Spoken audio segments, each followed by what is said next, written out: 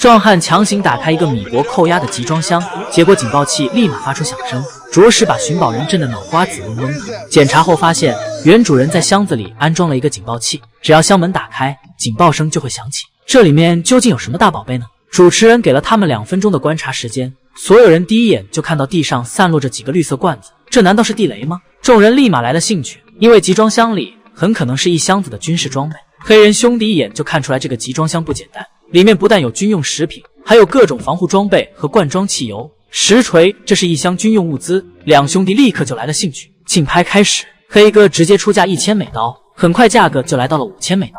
光头三兄弟决定给黑哥抬价，杰森出价6000美刀，黑哥绝不相让，出到8500美刀。此时光头三兄弟已经开始动摇，稍有不慎就会砸到自己手里。光头哥出价9000美刀，黑哥很生气，同时对货物志在必得，于是出到9500美刀。光头哥就想给黑哥使坏，于是出到10000美刀。弟弟在一旁立马阻止，万一对方放弃了怎么办？光头哥此时也很慌张，好在黑哥继续加了200美刀。光头三兄弟长舒一口气。就在黑哥以为稳赢的时候，杰森突然喊价11000美刀，杀了黑哥一个措手不及。好在黑哥又加了200美刀后，有惊无险的拿下集装箱。这下拿下的和没拿下的都很开心。接下来就是见证奇迹的时刻，防毒面具每个100美刀，一下子就有好几箱，10几箱军用罐头可以卖1万美刀，2000美刀一件的防护服也有好几件。黑哥还不忘了对了光头三兄弟一顿嘲讽。清点完毕，黑哥兄弟小赚6000美刀，哥俩立马赶往下一个竞拍地点。